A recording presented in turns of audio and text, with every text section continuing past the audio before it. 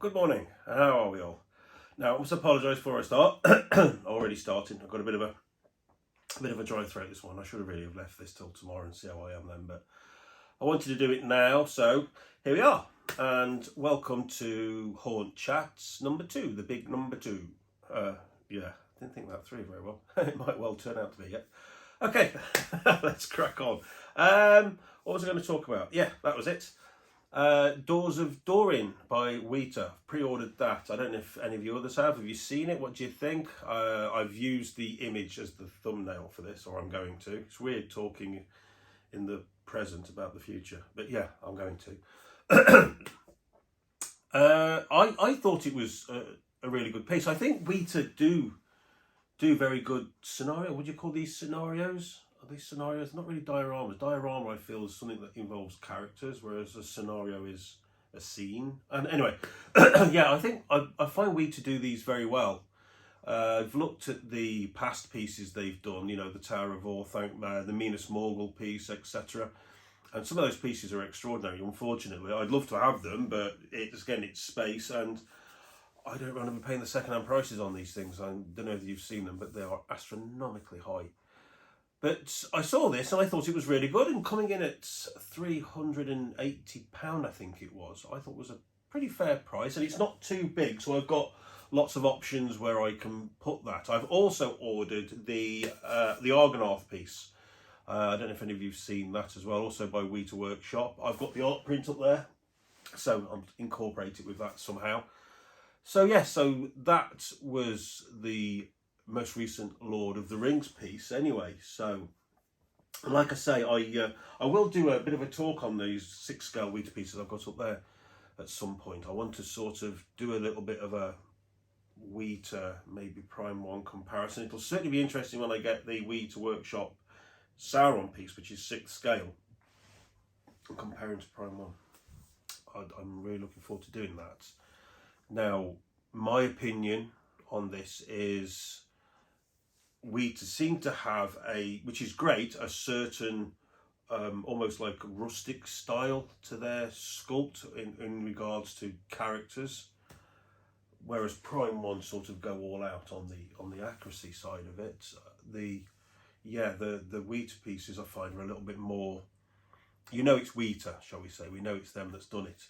And they have a huge fan base as well, you know, they're very established companies, certainly with Lord of the Rings. But for me, I've got to say, if it comes down to buying, say, individual characters, I think Prime 1 are winning the battle.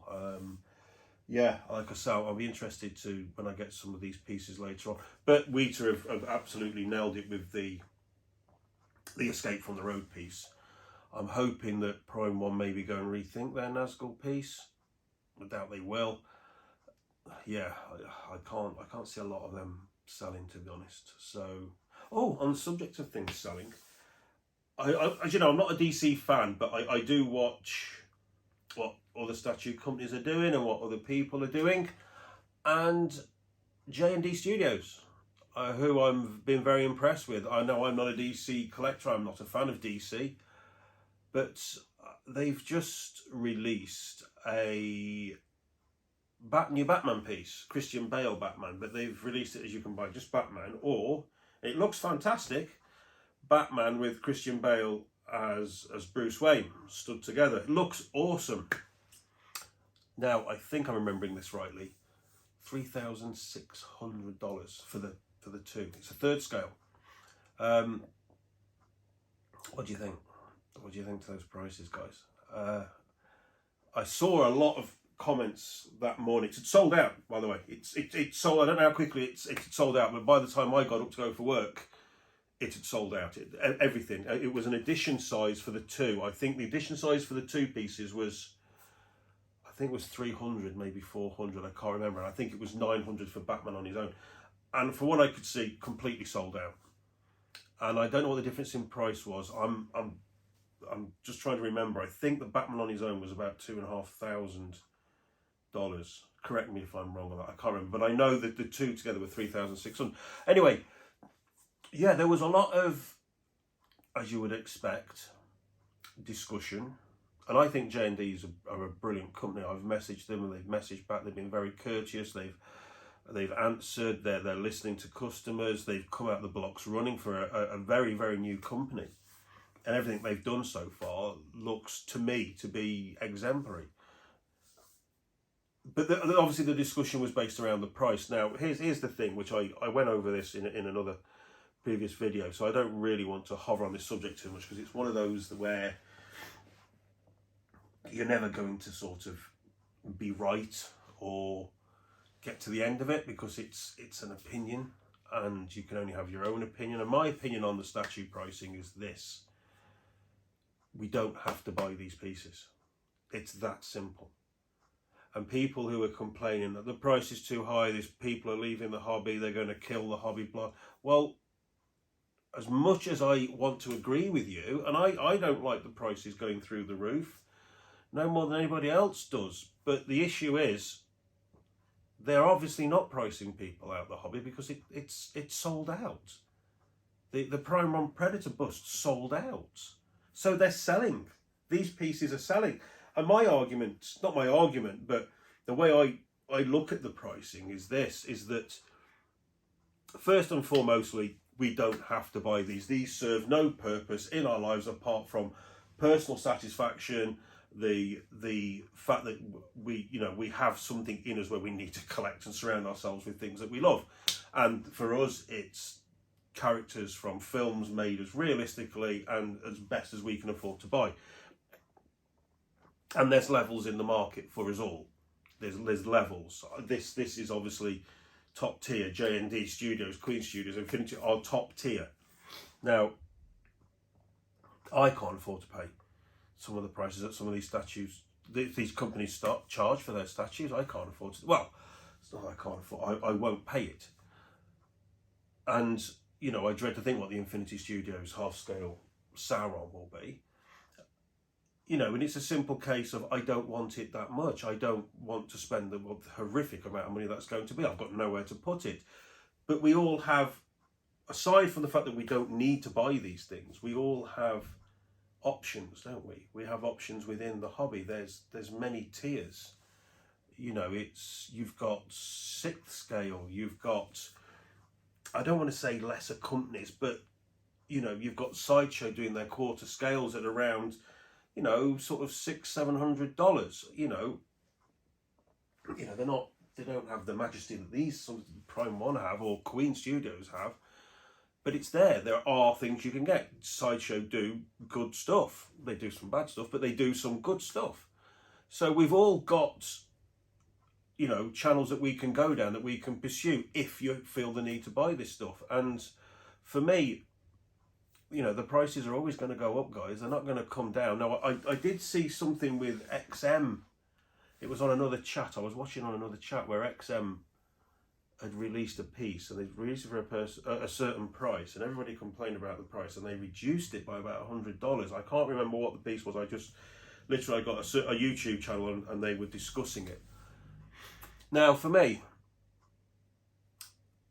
I find that sort of questionable, in so much as, from XM's point of view, what they're going to do in the future. Every time people complain about a price, which they will, especially now, are they going to say, oh yeah, you're right, we've gone overboard on this, we'll knock $100 off it.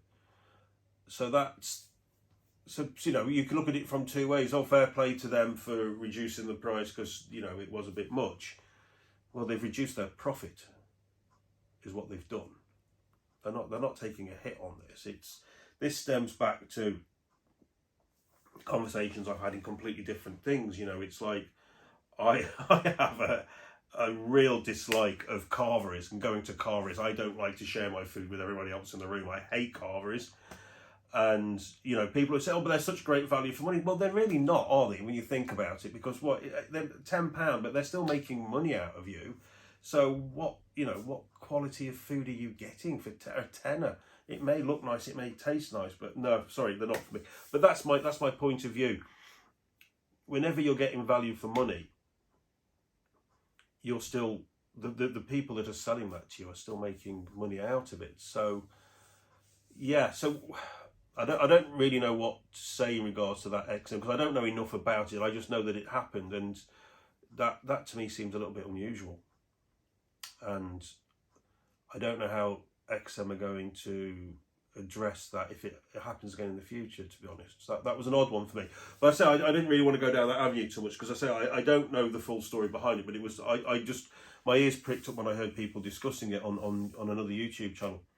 So that seems odd. So yeah, getting back on track, if we were ever on track, or if I was ever on track, I'm not, I digress constantly, guys, I'm sorry.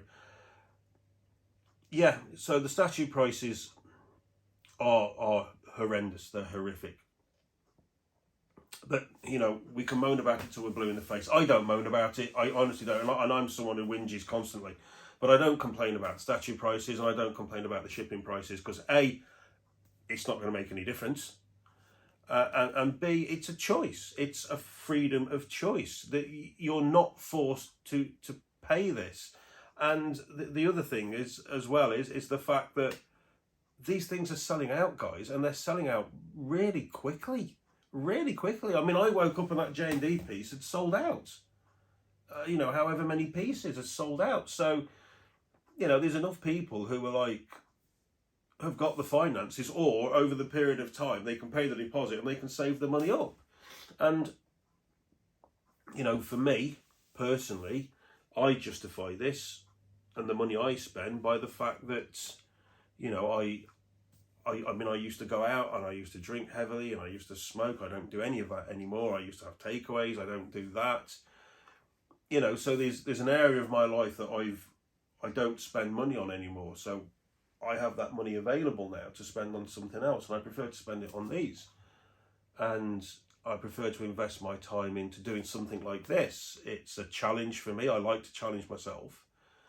And this is a lot harder than it might look, I can assure you, because my brain now is constantly ticking over, thinking I've got to do content, and what do I want to do? Oh yeah, talking of, thank you ever so much to everybody that's subscribed so far. I think we're up to 35, and I'm going to do, I'll tell you now what I'm going to do. I'm going to do a giveaway. I was actually loosely chatting with somebody at work about this.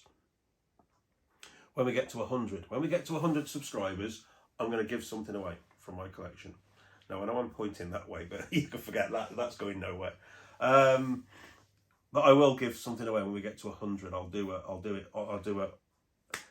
You know, I don't quite know how I'll do it yet, but I will do it.